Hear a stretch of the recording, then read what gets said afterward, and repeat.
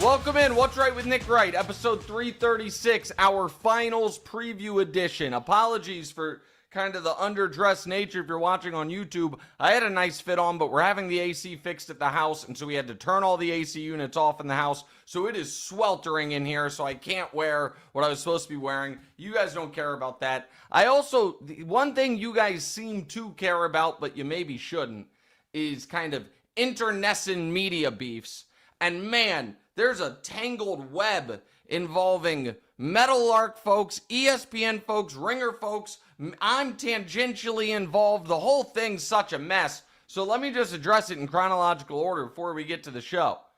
So I went on Le Batard's show. He asked me about Pablo Torre, and I said basically, listen, I'm not a recurring guest on Pablo's podcast. I appreciate him asking me on a bunch, but there's only so many hours in a day. I'm a recurring guest on Bomani's podcast, Le Batard's, Dan Patrick's, and Colin Cowherd. The latter three are my three kind of, as a young person, media idols. The first one is one of my best friends in the world. Everything else is kind of like, I'll drop in, pop in here and there, but not regularly. Pablo didn't take that kindly, and he banned me.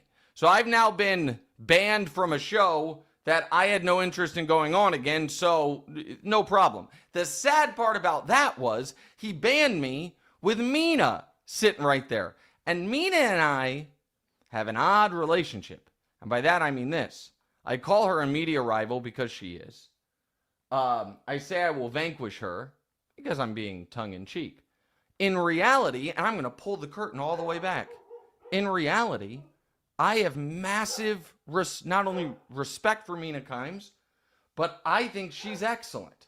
I also think she is very regularly, unfairly maligned in the media. Or really not in the media, but by people on Twitter. And so I was ready to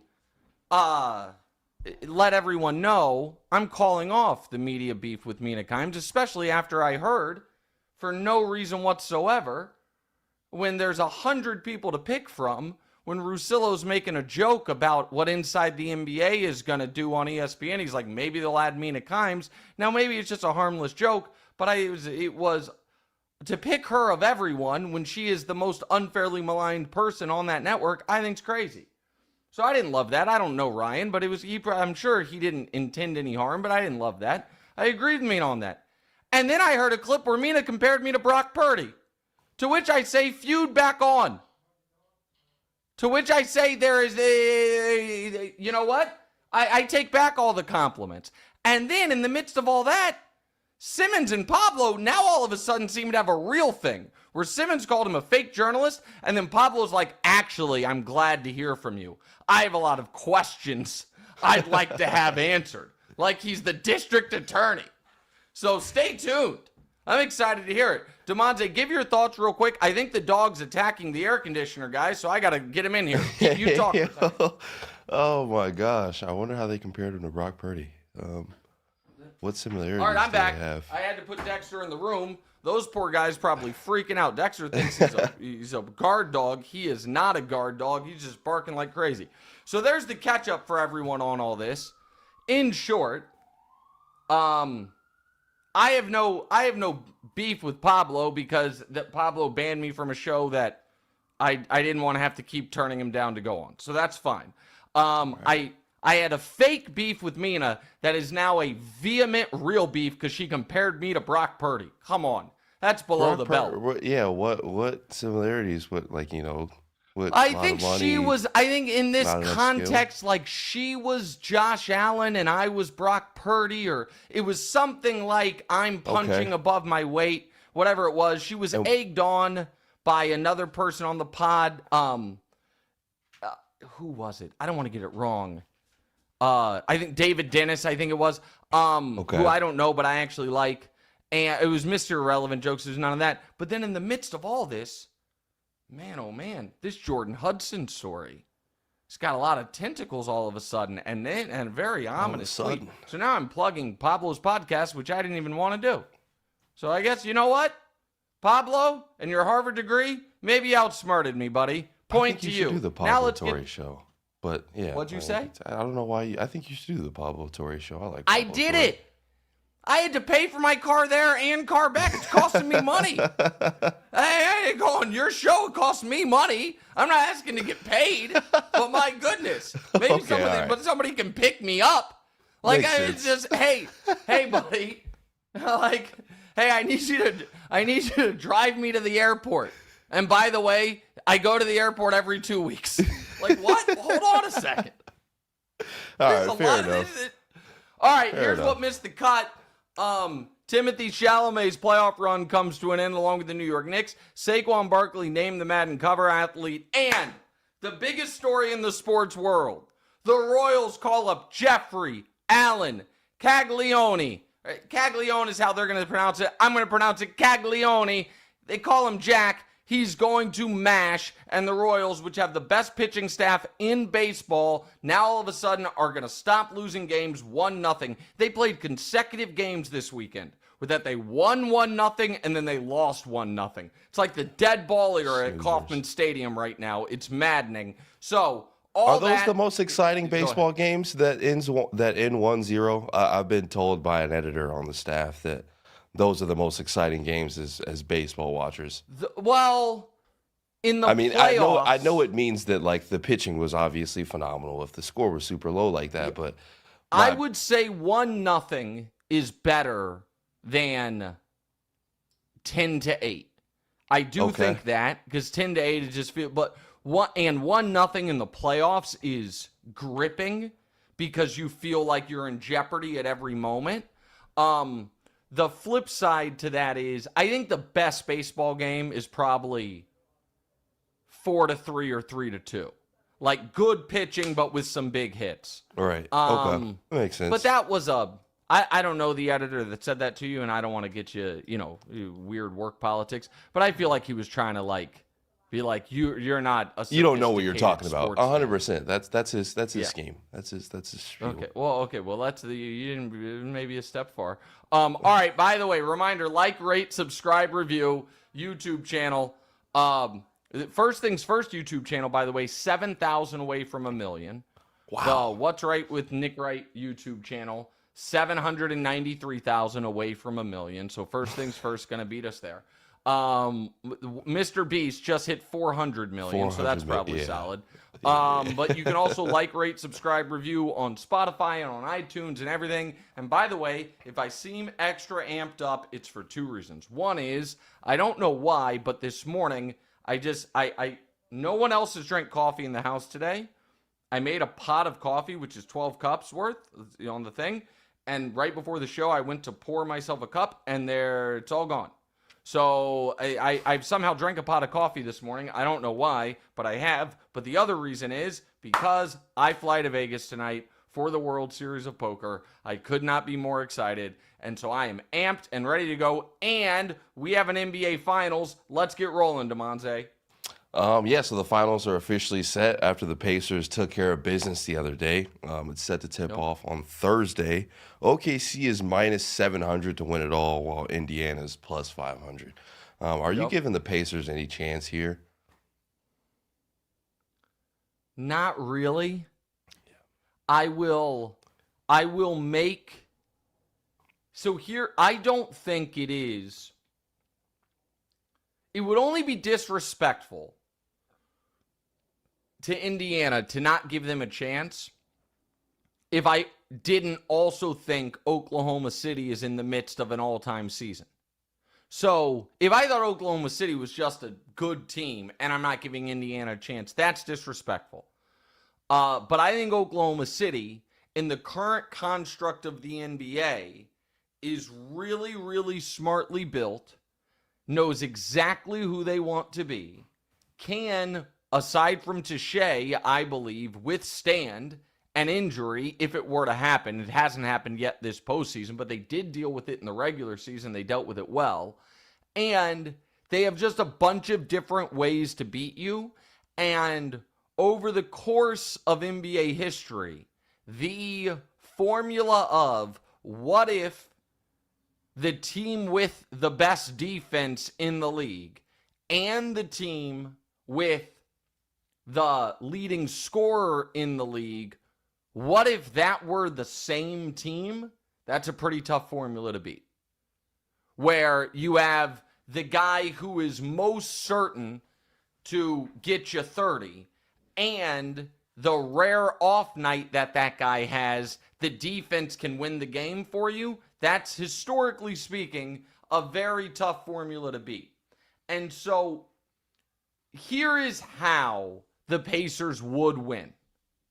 Okay? And again, I'm going to give bet of the year here in a minute, and it's going to indicate that I don't think the Pacers are going to win. And I don't think the Pacers really can win. But here's how they would win, okay? They would win by their pace being such that Oklahoma City is not able to get it to their set defense with regularity the way they want to. Now, Oklahoma City's defense is so good, Damonza, they have great transition defense as well. And so the Pacers aren't going to be able to just dominate in transition the way they did against the Knicks. Go ahead. Yeah, no, that's the exact thing that I was saying, because that was what was getting the Knicks, is how fast-paced they were playing. But OKC has a defense, young guys, and I feel like they could stick with him, so I don't know how easy that's going to be. Well, certainly better than the Knicks did, but the Pacers are still going to try to run, and you're still going to have fewer possessions with your set half-court defense than you've had in any of your previous series, because Denver wasn't trying to get out and run. Minnesota just felt like was drawing dead. The Grizzlies, oddly, did want to get out there and run, but the Grizzlies just were not good enough, and certainly once Ja got hurt, like that series, they blew a 40-point lead or whatever the hell, 30-point lead, whatever they blew. Like that series was never going to be competitive. So obviously the Pacers are going to have to get out and run. I do think, and this isn't an insult to Dagenhall, the Pacers have the coaching edge. Carlisle is a really great coach who adjusts and changes his style and will adjust on the fly as much as just about anybody. So I think that part is, one of the few check marks the Pacers have. I also think that, oddly, this could be a series, well, I shouldn't say oddly, for the Pacers to have a chance. And this is going to surprise you because of what I've said about Shai's free throws and stuff. They need this to be a very tight whistle. And the reason they need it to be a tight whistle is because tight whistle, loose whistle, regular whistle. I almost added train whistle on there because I'm a dad joke. Shai's going to get his free throws. What they need is for them to have a real chance for the refs to early on be like, no, Caruso, we're not allowing you to play rugby out here. And I think Oklahoma City is brilliant with how they defend. But what and someone else made this analogy, or it used this example, so it's not mine. But they have a similar style to the Legion of Boom Seahawks, which was, if we foul you every play, you can't, we're going to set the template early that we are going to be that physical. As I do that, and Dexter thinks I'm calling him. And we're going to set the template early that this is how we're going to play, and we're going to make sure the game is officiated on our terms. I think they need the refs to kind of disallow that, so to speak, right? So that has to go their way. Siakam's got to be awesome. And this was something that I think some people have forgotten. It's worth referencing. Siakam in his one career NBA Finals was excellent in the series, and I'm pulling it up right now, what his full series line was. For the series, he was 20 points, 8 rebounds, 4 assists. But what jumps at you is he had 2 spectacular games. First game of those finals, and that was obviously Durant wasn't back yet for the brief time he was back. But Durant. What game did Durant come back for those finals? I think it was game 2 that Durant came back. I'm going to double check that. Hold on. Maybe I'm wrong. Let me just double check when Durant came back. It doesn't matter. It wasn't that game. Maybe it was I don't remember what game it was. Maybe it was game 5. I don't know why I don't remember, but regardless, someone in the chat or the producers tell me which game Durant came back. It doesn't matter. Point is, game 1 of that series, Siakam was 14 of 17 from the field. 14 of 17 his first career finals game and had 32. And in the closeout game, in game 6, he had 26 and 10 to win the title. So he's got to be outstanding in this series, and it was game 5 that Durant came back in those finals. I knew the game was in Toronto, so it had to be game 1, 2, or 5 because there was the time people were cheering, and it was after he got hurt. It was ugly. So that all has to happen. And then honestly, they've got to get a little lucky, Damonza. What were you about to say? Get lucky. I was about to say throw Nimhard on Shai. They should try to clog up the mid range. I guess OKC's pretty good at 3, but yeah, I feel like they should try to clog it up because that's their bread and butter. And make them shoot threes. I agree. And live and die with non-Shai guys killing you. I agree with all that. And Nimhard should be an annoyance to Shai, but Shai's been so great against everyone all year. But then here's the last part. And this is the part that makes, when I'm about to give you bet of the year, the only part of me that makes me a little nervous. Chet and J-Dub have been excellent this postseason. Excellent.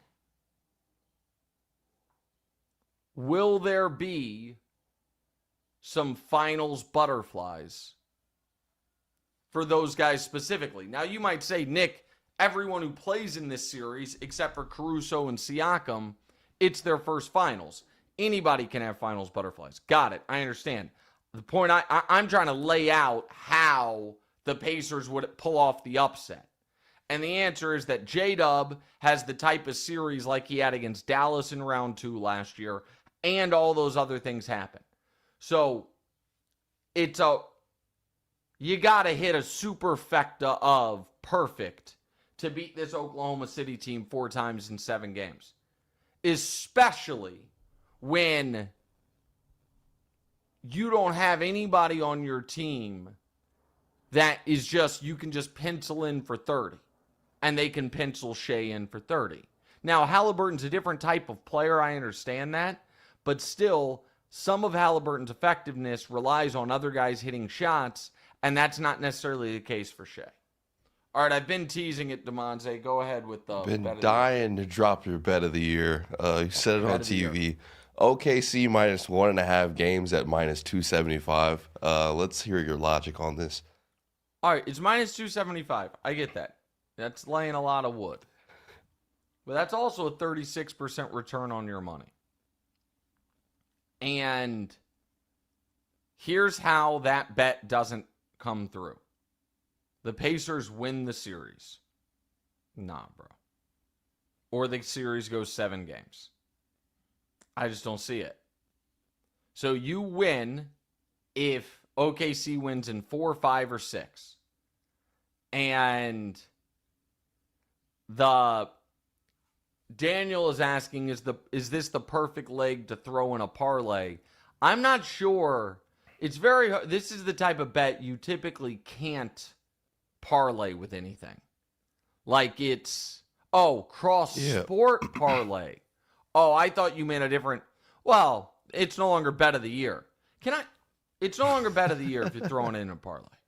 I'm just saying, if you want to have, in my opinion, a great chance to have a 36% return on your money in the span of 2 weeks, OKC minus a game and a half is where I would be placing. It's how I would be, using, again, gamble responsibly. It's always weird. I don't know what the rules are because I'm just giving you my opinion and I'm just telling you how I am going to bet. But I'm also, I think, supposed to be I'm not providing gambling advice, but I called it bet of the year. So again, I don't know any of these rules here. Please, nobody get mad at me. I don't need the Better Business Bureau coming after what's right. But this is just, for me, how I would play the series. All right. Laying 700 is too much. Yeah. What'd you say? Move of the year. Not bet of the year. I don't know. Just for Also, I do think, let me think if I have this right. If it's 3-2 Oklahoma City, because you're laying minus 275, there's not going to be a real hedge opportunity. You're just going to have to ride with it. But and if you think OKC is going to roll, you can get OKC minus 2.5 games at plus money or even money. But I think, to me, here's how I think the beats of this series are going to go, Damonza. I think it is going to be Game 1, Oklahoma City. And mark this. Let's see. I've gotten a lot wrong these playoffs. My pre-playoff bracket is a travesty. A true travesty. I had Oklahoma City losing in round 1. I might have had Indiana losing. Because, I'm sorry. I didn't have Oklahoma City losing in round 1. I was about to say, wait. No. I had Oklahoma City losing to the Lakers. But the team I had winning the championship, the Lakers, they lost in round 1. That's what I meant. So my champion lost in round 1, and I was so confident that the Cavs would beat the Pacers or the Bucks. I might have picked the Bucks just because I wanted to root for Giannis. So I might have had the Pacers out in round 1. So my bracket's a disaster. So I need to get something right here. So here's what I'm going for. And this is another one. I bet this bet exists. I didn't even look. Exact series game-by-game result? Oh, my goodness. So, producers, see if our friends at DraftKings have that. Now I think we have to put a little thing on the screen because I said DraftKings. But see if they have the exact series game-by-game rules. Or how the game's going to go. Game 1, OKC. Game 2, OKC. Game 3, Pacers. Game 4, are we going to have a series? Is it going to be 2-2? Is it going to be best of 3? No. Game 4, OKC. OKC, this is a tough one because they haven't lost. They've been so dominant at home. You know what? Give the OKC, takes their eye off the ball a bit. Game 5, Indiana. Game 6, OKC. I like that. And I also like exactly what I just laid out with the Thunder winning in 5. Those would be the two series exactas that I would be interested in. All right, let's keep going, Damonza. Which team do you think owes Paul George a bigger thank you? Well, here's what I think. I feel for Paul George these next couple weeks. Because that is going to be a very common discussion point, which is the Pacers had Paul George. They then traded him to Oklahoma City for Oladipo and Sabonis. Sabonis is then who they traded for Tyrese Haliburton. Oklahoma City then traded Paul George to the Clippers for a bunch of stuff, but primarily Shai and the draft pick that became Jalen Williams. So that is the reality of how these two teams were built. I would, however, like to defend Paul George also in this regard when it's not a popular stance to have right now. So Paul George had a pretty awesome beginning of his career. He was deep in the postseason repeatedly in one of the forgotten series of our lives. That Pacers team took peak LeBron Heat 7 in the conference finals one year. And Paul George went from, as a rookie, 8 points a game, second year, 12 points a game, third year, 17 points a game, fourth year, 22 points a game. In year 3, he was All-NBA, third team. He was the most improved player. In year 4, he was All-NBA, third team. He finished top 10 MVP and Defensive Player of the Year, and he was all defensive team, first team. And in that summer, he suffered one of the most horrific leg injuries ever. It's just what happened. At the Olympics, or like practicing for the Olympics or whatever it is, a compound fracture hitting the stanchion, just awful. And he still, by the way, not only came back from that, but 5 years later, another kind of forgotten season. In the year before the Clippers traded for him, Damonza, here is how the MVP voting went that year. Giannis 1, Harden 2, Paul George 3. He was third in MVP voting in Oklahoma City. That same year, here's how Defensive Player of the Year voting went. Gobert 1, Giannis 2, Paul George 3. So he came back from the leg injury and 5 years later had the best year of his career, and then that summer got traded to the Clippers. Now, he has never been, post-leg injury in particular, a great playoff performer. His best playoff runs came as a kid in Indianapolis. I understand all of that. And he has some tough quotes, like the Dame Lillard series winner. He's like, I don't care what you say, that's a bad shot. And he's not wrong there. It's a bad shot. Well, I mean, I know it's not, he's a little bit of a sore, I don't want to call him a sore loser for that, but it's a bad shot. I mean, I get it's Damian Lillard, he hits those, but like if you look at good shots on the court. Here's the thing.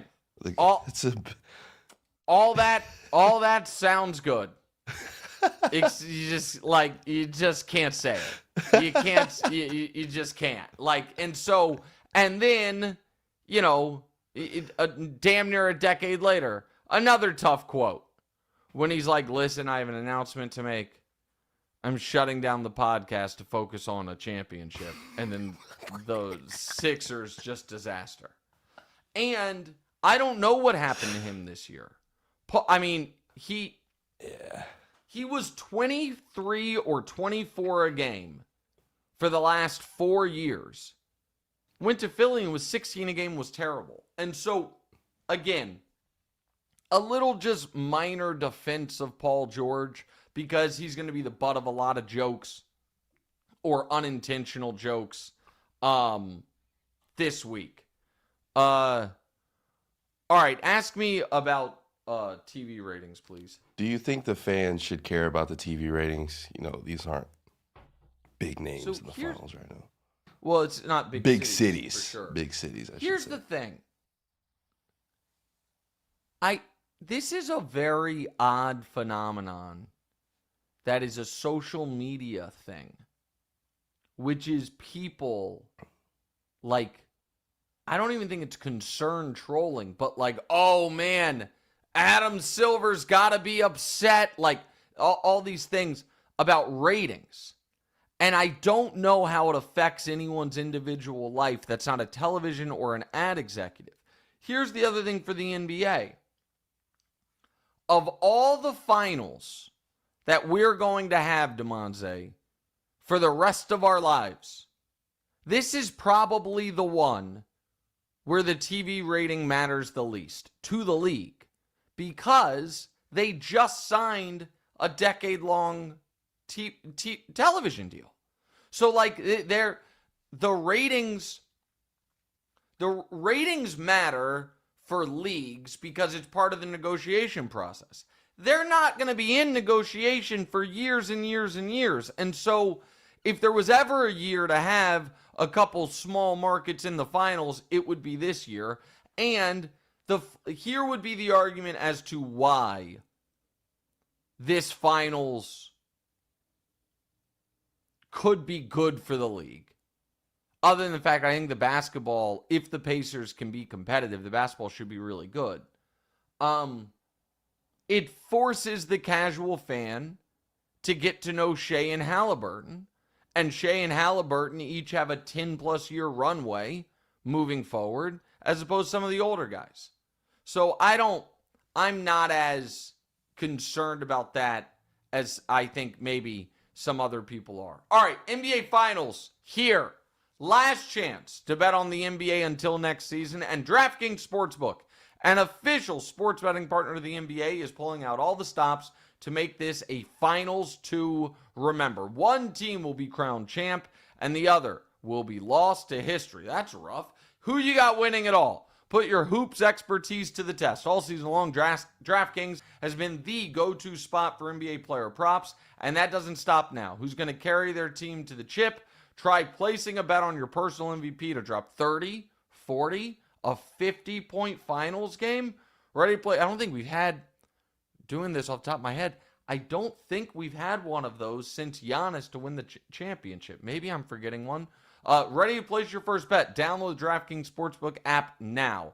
Lock in your bets and finish the season as a winner. Something special for first-timers.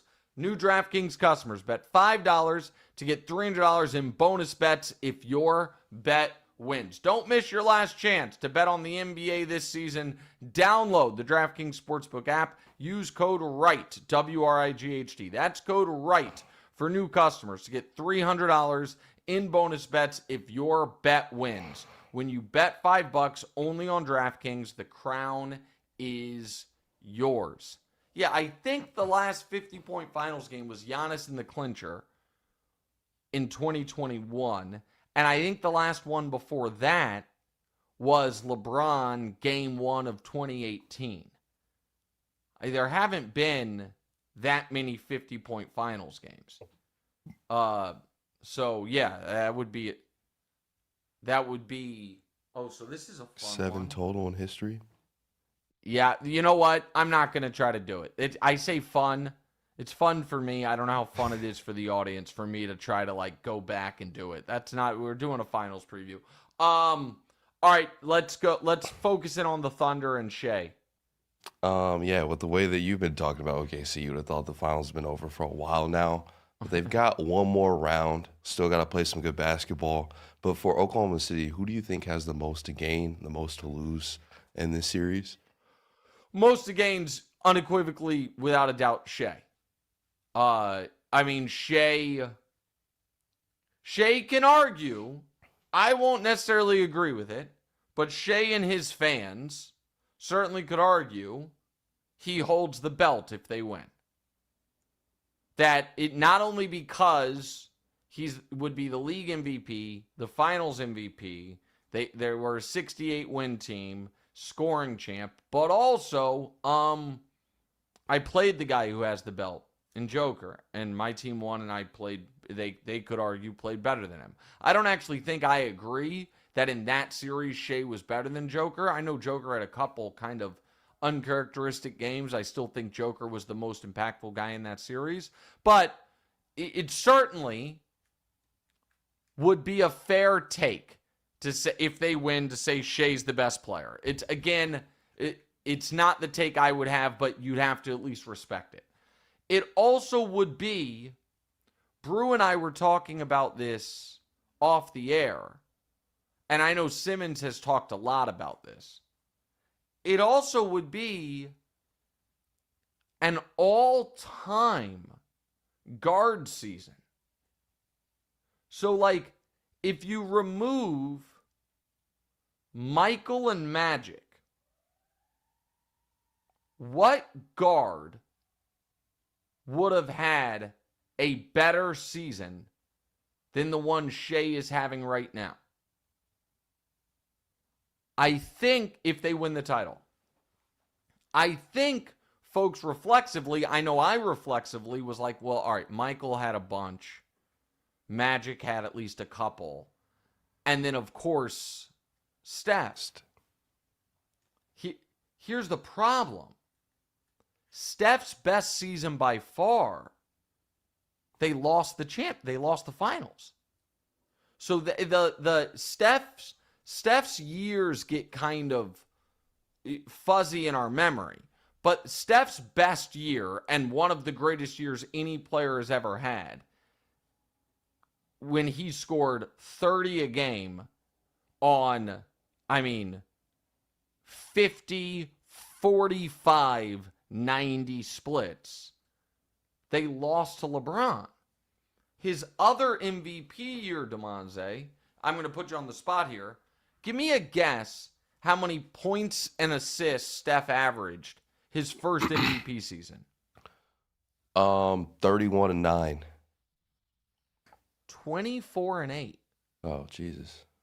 No, but that's not because he averaged 32 later and he averaged 30 the next year. So that's the point that I was making. That year, the team was unbelievable and obviously he was great, but that's not like an all-time individual season.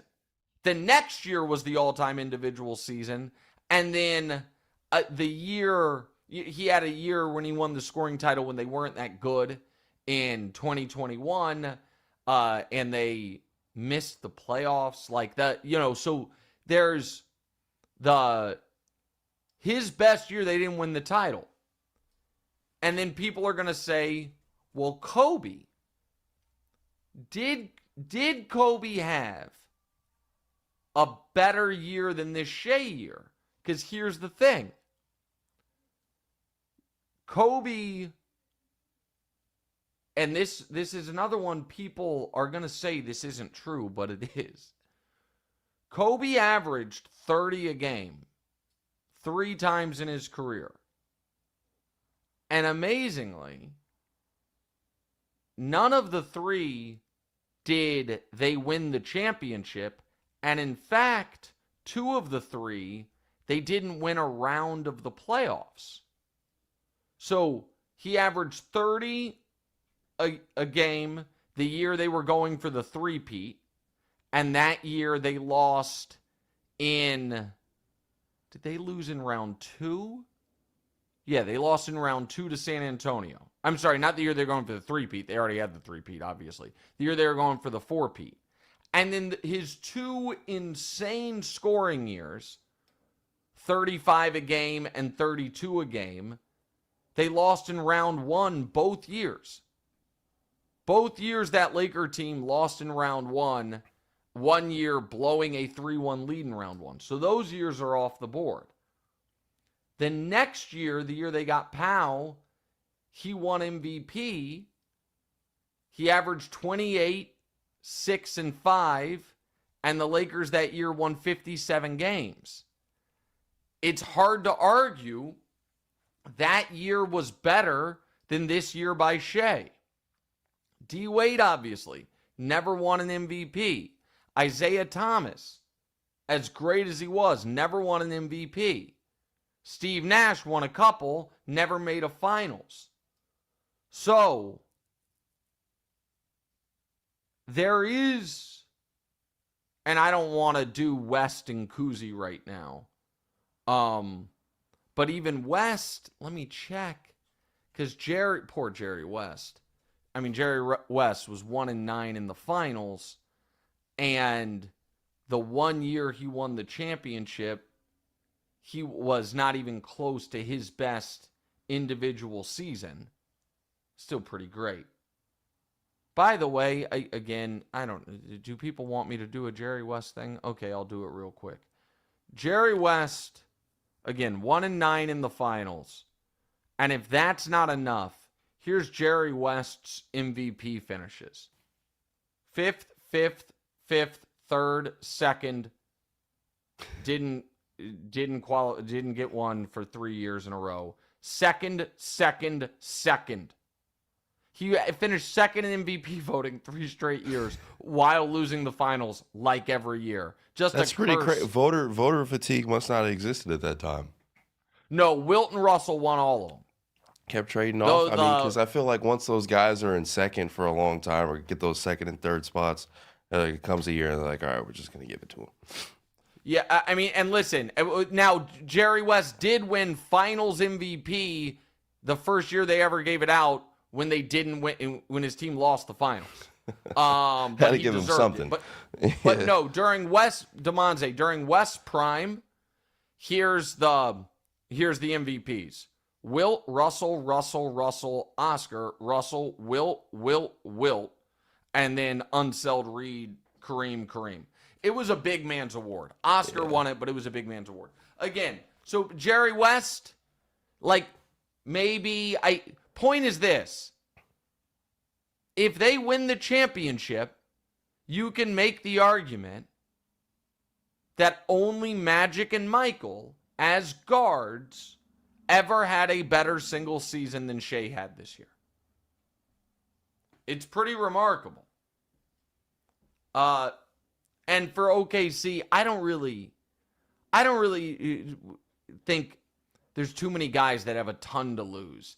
Except, I'll add this. What'd you say? Jalen Williams, don't you think it's really important for him to perform in these finals, right? I think out of all the guys outside of Shai. Yeah, but do you think any show, like, anybody's going to kill Jalen Williams if he doesn't? Like, I just don't. He's in that Goldilocks zone that we've talked about of good enough to where he's going to make a ton of money, but not so good to where he gets super scrutinized. Maybe, though. I think he's like the X factor, super important. I just don't think he's got, people are going to kill him. I'll add one other person. As far as this person that has the most anxiety right now. That's the way to put it for OKC. And that's Sam Presti. So Sam Presti took over the Thunder when they were still in Seattle. Okay? And he he took over right after the draft, right before. He took over right or like the week they drafted Durant. I don't know. Yeah, no. He drafted Durant. Now that was a no-brainer once Odin went 1, like whoever didn't go 1 was going to go 2 in the Odin Durant draft, but set that aside. Westbrook was not a no-brainer pick. Harden was not a no-brainer pick. Ibaka was not a no-brainer pick. He just crushed. Absolutely crushed after coming from the Spurs. And they are just set up that it's going to be the Thunder out west for a generation. And they made the finals in 2012 and have not been back since. And Harden, he then trades Harden. Definitely his worst transaction as an executive. My guy Daryl got over on him and just been building, trying to get back to this moment. He knows as well as anyone that these moments can be fleeting and you've got to take advantage. By the way, if you want to know more about Sam Presti, I don't even know if you know this, Damonza, but you know who wrote a book that Sam Presti is a central character of? Who? Danny Parkins. Oh, that's what's it? Is that game? Pipeline to the Pros. Pipeline to the Pros. Yeah. Pipeline to the Pros about Division III pipeline to NBA GM. That's a great book. People can get it on Amazon or wherever you get your books. Free plug for Danny's book. All right, let's go to Haliburton and the Pacers. It's sneaky. The coach he probably has the most pressure on him, huh? Like for I said Jalen Williams. I'd say the coach over Jalen Williams just because everybody's expecting you to roll the Pacers right now. You have this good team. If you lose in the finals, that's fair. Nobody sees that. That's fair. I just don't think Daigneault's not like a celebrity coach. And so maybe I'm just looking at this more from the prism of what we'll talk about on our shows. And I just don't think we're going to, you're going to see a topic bar. Mark Daigneault to blame? Fair enough. I just don't. All right, let's go to Haliburton and the Pacers. So nobody thought Indy would be here. Everybody was calling Haliburton overrated. But they are here. Everybody's, looking to write them off, such as yourself. Is there any chance that we're missing something here, though? I mean, I feel like if the Pacers go out and win the first game, this flips the whole thing on its head. So that's interesting. What do we think if they're plus 500 right now to win? If they win game 1, I still think they're like plus 200. I don't like it make the I mean they could listen. The Pacers have this year in the playoffs, they are 1-0 in game or 3-0 in game 1s, 3-0 in game 2s, 0-3 in game 3s, 4-0 or 3-0 in game 4s, and then 2-1 in game 5s, and they've played one game 6. I'm not trying to write them off, even though I want to pay them their proper respect. And let me say this.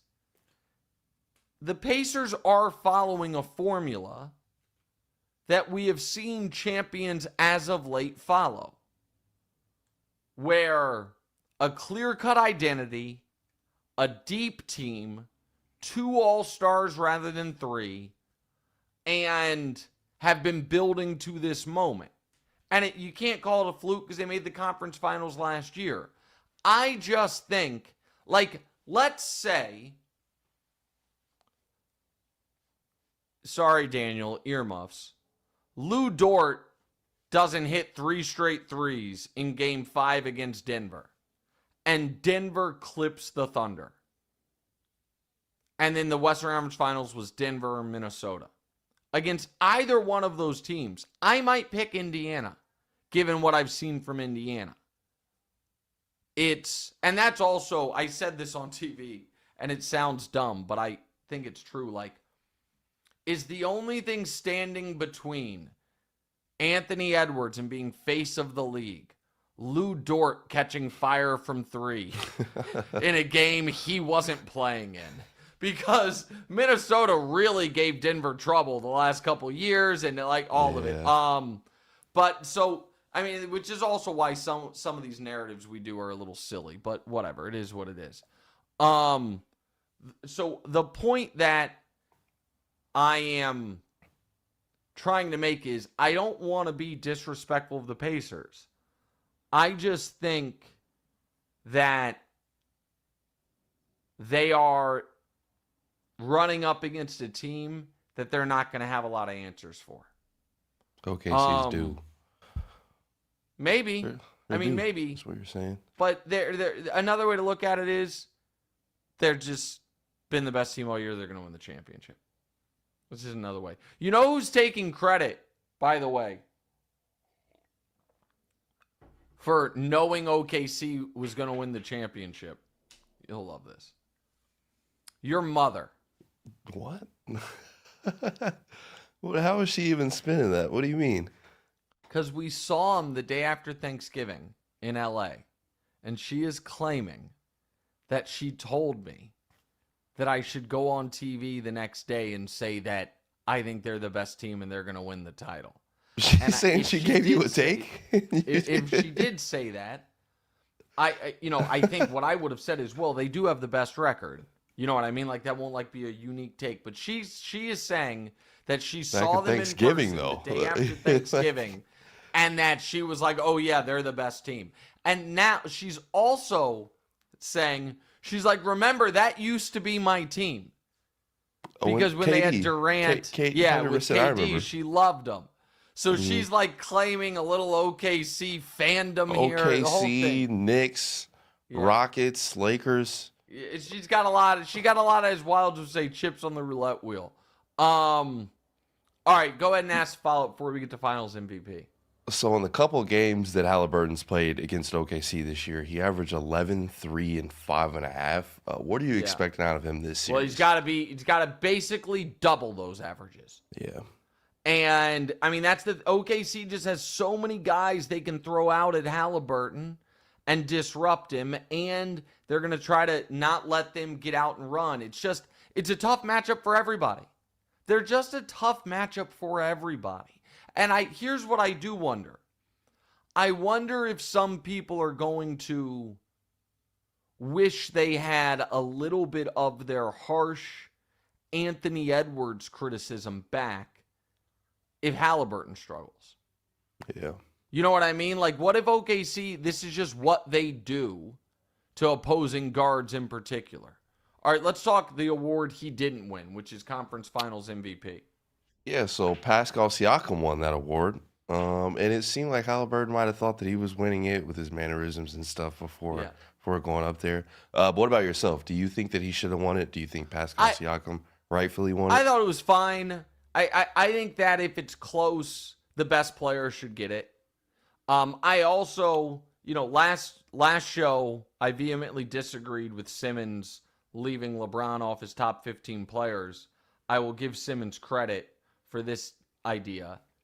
I like the idea of, if we're going to have these conference MVPs things, the Larry Bird and the Magic Johnson Award, have it be Eastern Conference Playoffs MVP and Western Conference Playoffs MVP. That way it's not just that series, it's like those 6 weeks. I think that's a cooler idea, and it also probably would open it up to where theoretically, like 2 years ago or 3 years ago, when Luka carried the Mavs to the conference finals, they lost to the Warriors. Like, maybe he could, win that award. You wouldn't have to necessarily be from the winning team. I want to talk about the Haliburton thing, though, because I have a question for you. Okay. Do you remember when your junior year at the basketball banquet, when you got team MVP? Yeah. I dreamt about it last At what point, so going into that night, did you know you were, had anyone told you had won it?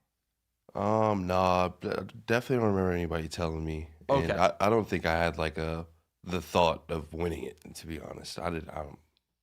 Okay. So that's okay. So when they started describing the player who was going to win it, did you at any, I don't even know if you were paying attention. I don't know if you remember this as well as I do. I have a story on my end. But go ahead. No, I want to hear. No, you go. I do. I was just trying to think, and I just wasn't trying to be vain. But I do think for majority of junior year into my senior year into high school basketball, I figured that I was the best player on the team. So I'm just trying to imagine how I would have been thinking of it there. But yeah, I mean, I don't think that I 100%.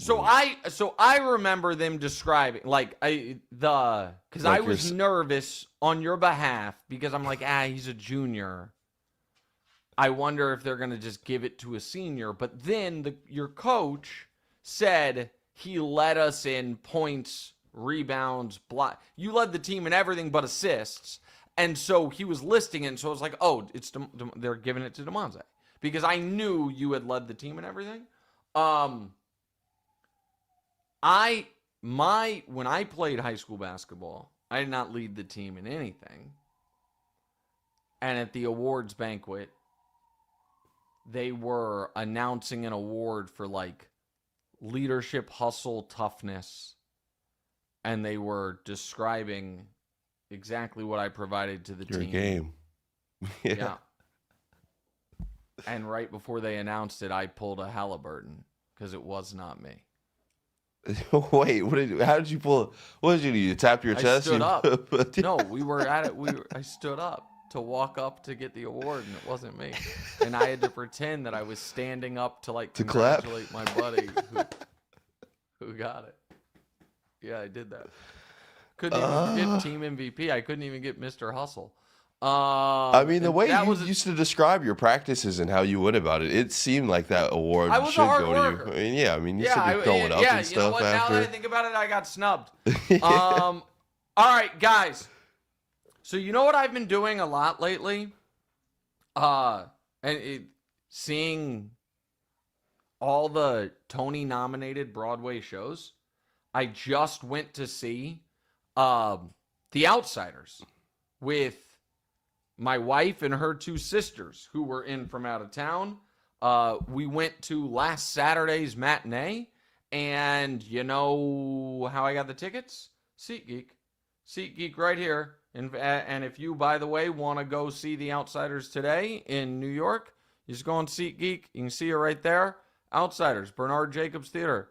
A couple tickets available. And listen, this is, I don't even, what's the next show that I said I was going to see? Gosh darn it. Oh, Hell's Kitchen.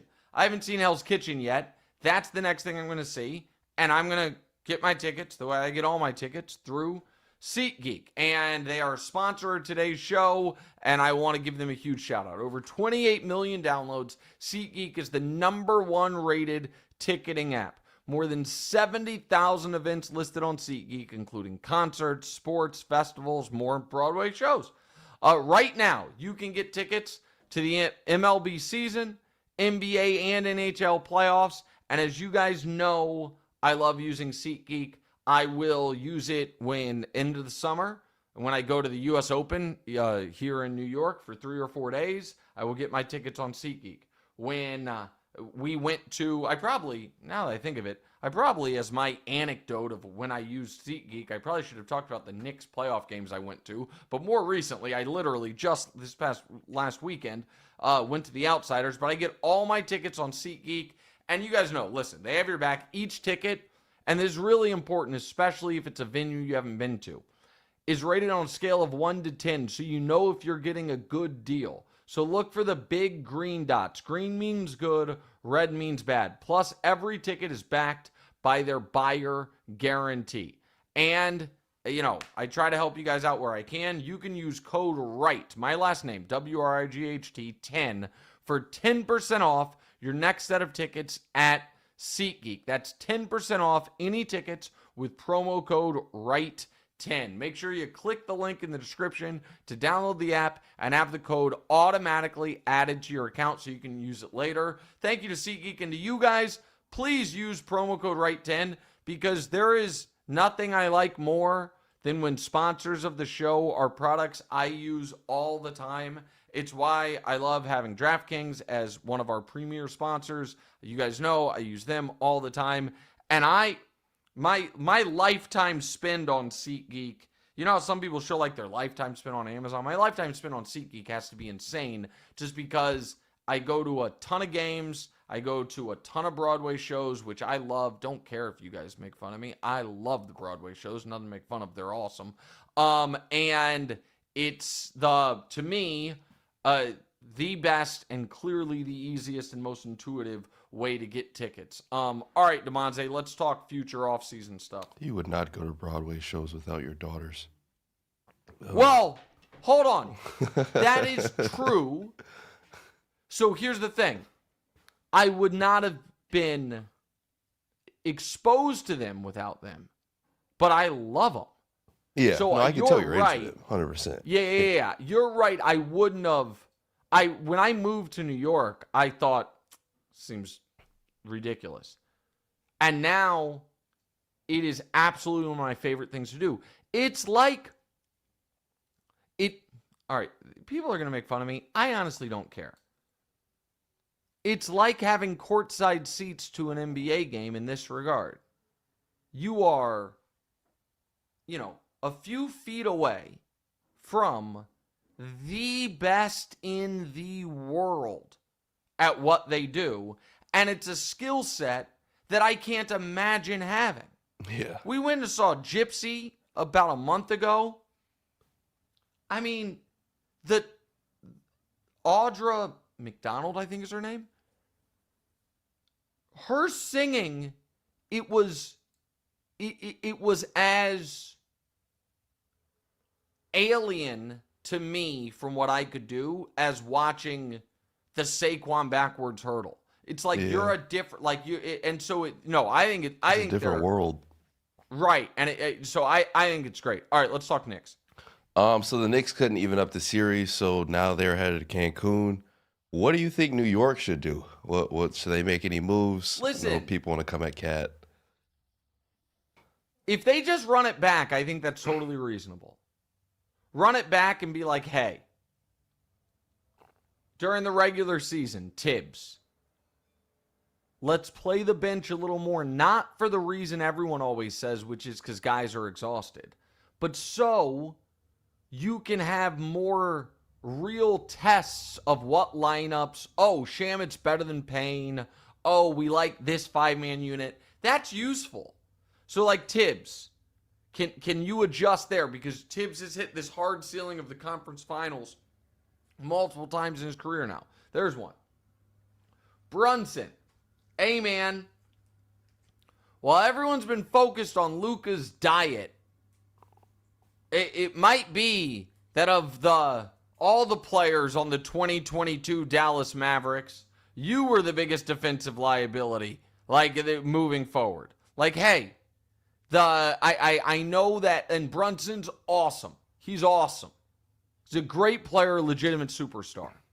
But game 4 for him was really rough on that side of the ball, and it was the biggest game of their season. So, like, can you get a little bit better there? Cat, can you watch the film from your game 3 fourth quarter again and again and again and try to activate that more? If, Mikhail's just got to be a little better throughout the year. Josh Hart, just be passable from 3. Mitchell Robinson, nothing but free throws all summer. Like those, you do those things with the Celtics, kind of off the chessboard. The East is wide open. That would be reasonable. Now, as far as transactions, obviously, if you can get Giannis, you'd get Giannis. I do not think they have the best package to offer, so I think that would be tough. Now, maybe if he demands only New York, maybe Milwaukee will accommodate. I don't know. Let's talk about the Durant thing, Damonza, because I do think if you traded Cat for Durant, if you offered that, the Suns would say yes. Now, Durant is 6 years older, and that shortens your window considerably. However, the argument for it would be twofold. One is, it is a backdoor out of what is going to be a really tricky Cat contract situation. Because Cat's got 3 years left at 53, 57, 61. I don't know if you love that. Is he extension eligible? Let me look. No, hold on. Sorry, I want to check that because that's the other thing. If it's like, hey, and I also, yeah, he is extension eligible. So it's like you owe him 61 in 3 years, and he might be like, and I'd like 2 more years on the back end at 63 and 65. Like that might be untenable. But the other reason you would do it is if you think Mitchell Robinson can play 30 minutes a game, and you think Durant would just add another layer to your offense, and here's the critical piece, you think next year has massive additional value compared to other future years because of the Celtics situation, I might do it. You would get better defensively, better. I don't even know if you can say he'd be better shooting because Cat's such a great 3-point shooter, but better from the mid-range. Yeah, I mean, I don't actually think Durant's a better 3-point shooter than Cat. Like by the numbers and by the volume, but better 3 level. I normally would, let me check Cat's exact birthday. And I was about to say, like, Yeah, where do we rank KD's defense with Cat's? I mean, I know KD isn't known for his defense, but the way I see Cat moving around sometimes, KD can get up and down the court faster than that. KD's a much better defender. Like, yeah, I was about to say, like, it's a no-brainer. So I said 6 years older. It's actually 7 years older. That's Karl Anthony Towns turns 30 at the beginning of next season. KD turns 37 at the beginning of next season.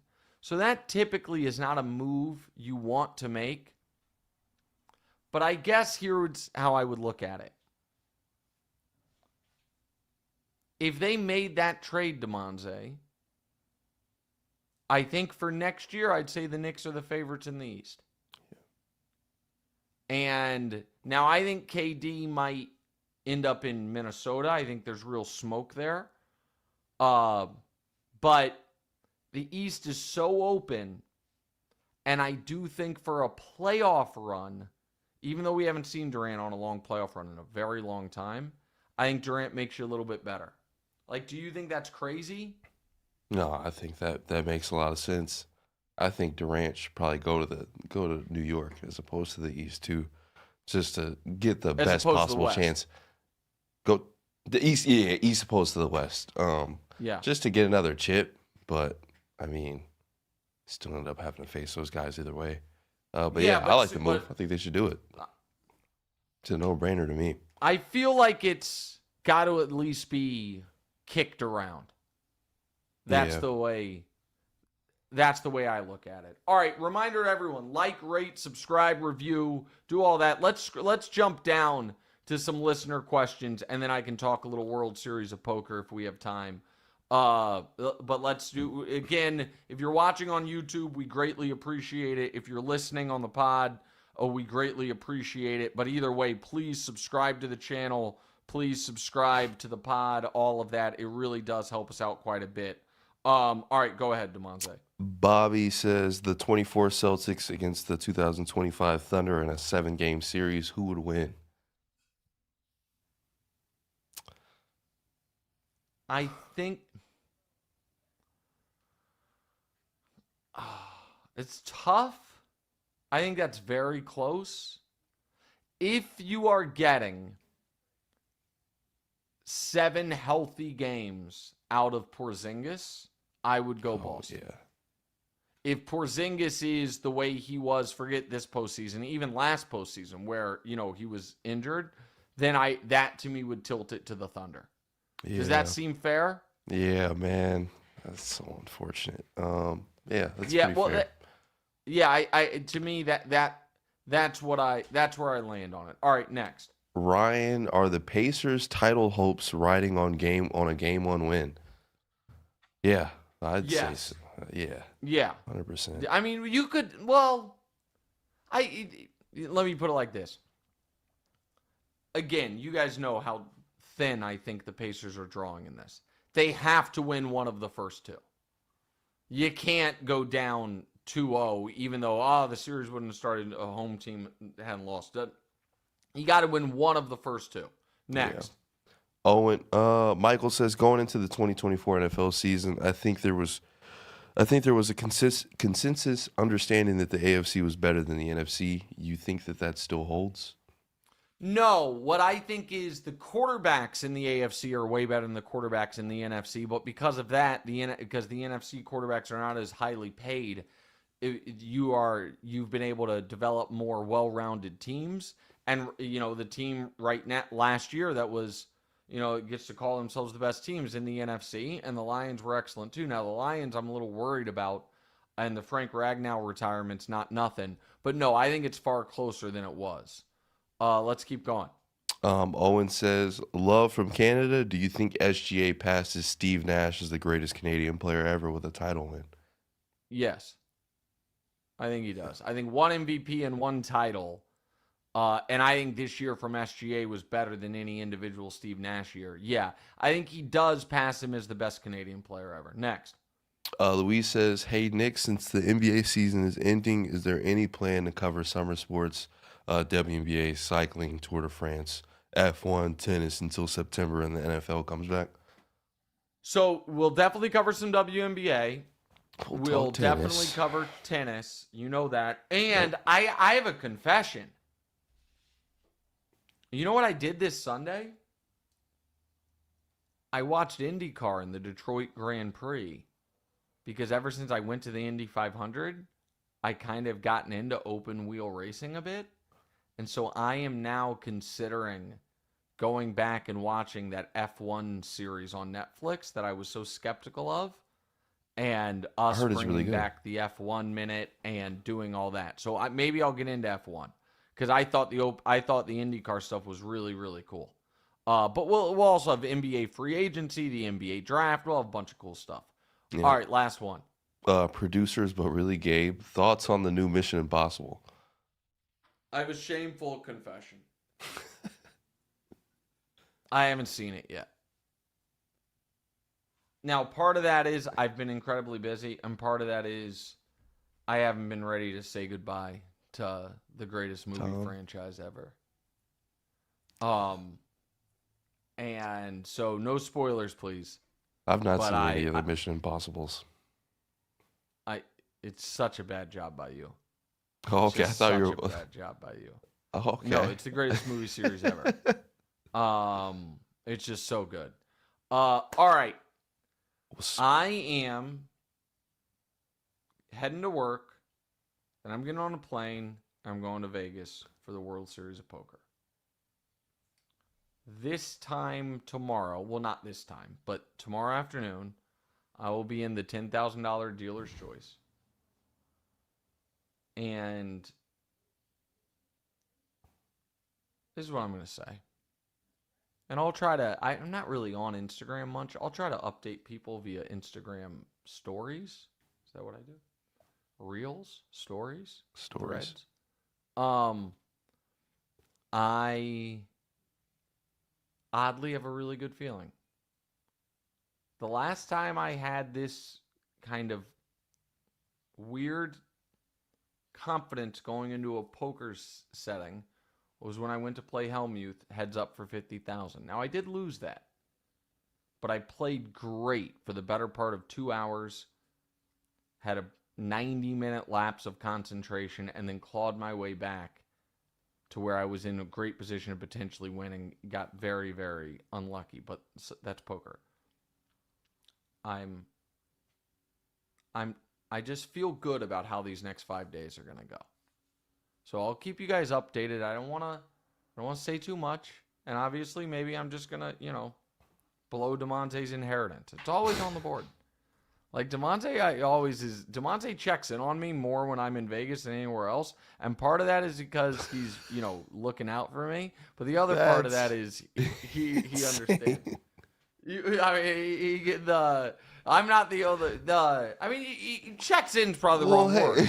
But you tell me. That's you insane. tell me. Well, yeah, I safe. do. Yeah, 100%. I just know you're out there alone. Yeah. Got your money in your pocket, and then you don't got your money in your pocket. I'm just checking in. I know. I get it. And the way this works is, eventually, all the literal or metaphorical money in my pocket, 1/3 of that is Damonza. So he's looking out for me, but he's making also sure the trust is all right. Exactly, making sure everything's fine. So I'll keep everybody posted. Thank you to Blue Duck. Thank you to DraftKings. Thank you to SeatGeek. Thank you to The Volume. Oh, we are doing Thursday's show live from the World Series of Poker ballroom. It's going to be sick. Yeah. I think they're going to put some of our logos in the giant monitors at the Horseshoe Casino. It's going to be awesome. I can't wait. So it should be great. All right, everybody, have a great rest of your day. I'll see you guys on TV in a few hours. We'll try.